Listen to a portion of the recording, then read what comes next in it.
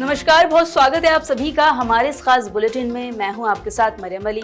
चलिए देश और दुनिया की तमाम बड़ी खबरें हैं उन पे एक नजर डाल लेते हैं। बुलेटिन की शुरुआत करते हैं अंतर्राष्ट्रीय खबर से। जैसा कि हम आपको लगातार बता रहे हैं कि ईरान और अमेरिका के बीच लगातार वॉर जारी है। ऐसे में अब आपको बता दें कि बड़ी खबर सामने आई है कि अमेरिका ने ईरान को चेतावनी दी है।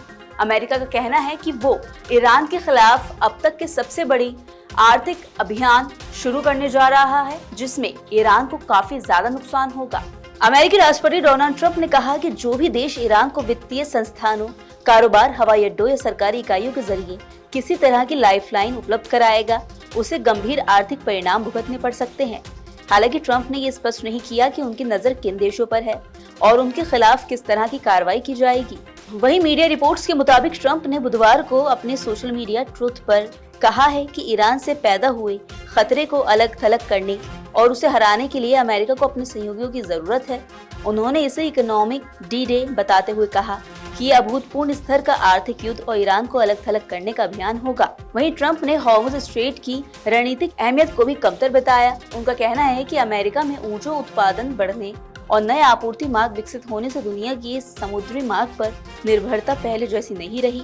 ट्रंप के मुताबिक ईरान चाहता था कि कच्चे तेल की कीमतें $350 प्रति बैरल तक पहुंच जाएं, लेकिन अमेरिका और दूसरे देशों में उत्पादन बढ़ने के कारण ऐसा नहीं हो पाया। उधर कांग्रेस के सांसद राहुल गांधी ने बीते दिन केंद्र सरकार पर प्रहार किया है।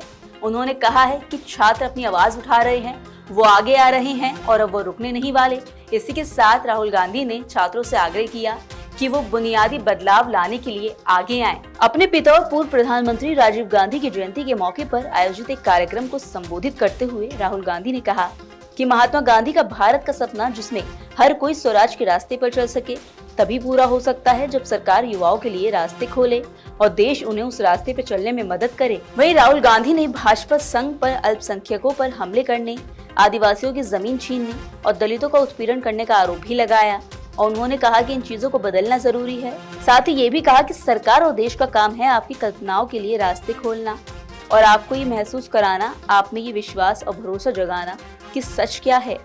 देश को उस रास्ते पर चलने में आपकी मदद करनी चाहिए। यही गांधी जी का भारत के लिए सपना है और यही स्वराज का रास्ता है।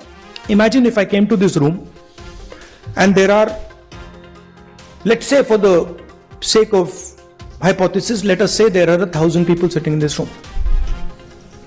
Okay, what the BJP has done is it has told 17% of this room, Muslims, Christians, Sikhs, that you do not exist. And if you open your mouth, you see what we do to you. Okay, so that's 15%, 16%. Next they have said to Adivasis, another 10%, that we will take your land whenever we want. And if you dare fight for your land, we will shoot you. कुछ दिन पहले ही झारखंड के CM Hemant Soren ने छात्रों के पक्ष में फैसला लिया था। उन्होंने ऐलान किया था कि जो उनकी मांगे हैं वो मानी जाएंगी। ऐसे में आपको बता दें कि बीते दिन झारखंड के हाई कोर्ट ने जो हेमंत सोरेन का फैसला था उस पर स्टे लगा दिया है। इसी को लेकर छात्र भड़क गए हैं। ऐसे में जो छात्र नेता थे, जो भूख हड़ताल पर बैठे थे, देवेंद्र नाथ महतो, उन्होंने क्या कहा, सुनिए। माननीय झारखंड हाईकोर्ट के माध्यम से 11वीं से 13वीं सिविल सेवा परीक्षा और फूड सेफ्टी ऑफिसर पर सुनवाई करते हुए सरकार के द्वारा आदेश को अगले आदेश तक रोक लगा दिया है। यानी आप सबों ने जो आंदोलन पिछले 1 महीनों से ज़्यादा दिनों से जो देखा, जिस पर हम लोग भूख हड़ताल, सत्याग्रह आंदोलन किए, पूरे झारखंड के छात्र, अभिभावक, शिक्षक, आम जनता का भरपूर सहयोग रहा और सरकार हमारे आंदोलन के दबाव से 17 अगस्त को घोषणा करते हुए 18 अगस्त को कार्मिक विभाग से अधिसूचना जारी करते हुए 45 परीक्षाओं पर एक्शन लिया। 22 परीक्षाएं रद्द, 17 परीक्षाओं पर जांच और 6 परीक्षाएं स्थगित।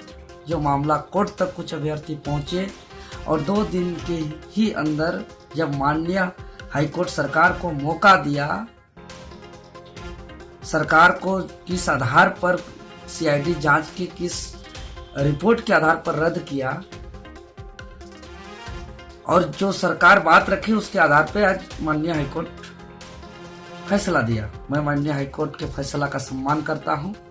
साथ ही साथ माननीय हाईकोर्ट से मुझे विश्वास भी है, जिस मूल सिद्धांत से हम लोग आंदोलन कर रहे थे, झारखंड में जो पेपर लीक, धांधली, अपारदर्शी, अनियमितताएं जो चल रही है, जिससे लाखों संघर्षशील छात्र का भविष्य बर्बाद हो रहा है, इस पर भी माननीय हाईकोर्ट से न्याय मिलेगा। वहीं अब बात करें मौसम की, तो बीते कई दिनों से दिल्ली एनसीआर का मौसम उमस भरा बना हुआ है। बीते दिन भी ये कहा गया था कि बारिश होगी, मगर ऐसा नहीं हुआ। अब आपको बता दें कि आईएमडी का कहना है कि दिल्ली एनसीआर में ऐसा ही मौसम बना रहेगा, यानी कि सूखा रहेगा, उमस भरी गर्मी रहेगी, बीच बीच में कहीं कहीं बारिश भी होगी, मगर जो बहुत अच्छी बारिश है, जो मानसून की बारिश होती है, वो देखने को फिलहाल नहीं मिलेगी। अब कब अच्छी बारिश होगी, कब का अलर्ट दिया गया है, ये आपको बताते हैं। आईएमडी के मुताबिक पिछले 24 घंटों में शहर में करीब 8.1 मिलीमीटर बारिश दर्ज की गई। फिलहाल मौसम थोड़ा सुहावना बना हुआ है, लेकिन इसी के साथ जो गर्मी है उमस वाली, वो भी बनी हुई है। दिल्ली में बीते दिन आसमान में बादल छाए रहे और कहीं कहीं तेज धूप भी खिली रही। इस दौरान न्यूनतम तापमान करीब 25 डिग्री, वहीं अधिकतम तापमान करीब 35.8 डिग्री सेल्सियस रहा, जो सामान्य से 1.6 डिग्री ज्यादा था। गाजियाबाद में ये 36 डिग्री था और नोएडा में 35 डिग्री। वहीं आईएमडी के मुताबिक आज आसमान में बादल छाए रह सकते हैं। इस दौरान न्यूनतम तापमान करीब 24 से 26 डिग्री के आसपास रहेगा, जबकि अधिकतम तापमान 34 से 36 डिग्री के आसपास रह सकता है। सुबह से दोपहर के बीच कई जगहों पर हल्की बारिश होने की भी संभावना जताई गई। वहीं आज दिन के दौरान 10 से 15 किलोमीटर प्रति घंटे की रफ्तार से उत्तर पश्चिमी दिशा से हवाएं चल सकती हैं। आईएमडी का कहना है कि 22 से 24 अगस्त तक मौसम ऐसा ही बना रहेगा। शहर में रुक रुक कर कहीं कहीं हल्की बारिश हो सकती है। तो ये थी तमाम बड़ी खबरें जो हमने आपको दिखाई। खबरों का अपडेट भी लगातार आप तक पहुंचता रहेगा, बस उसके लिए आपको जुड़े रहना होगा नवोदय टाइम्स पंजाब केसरी के साथ।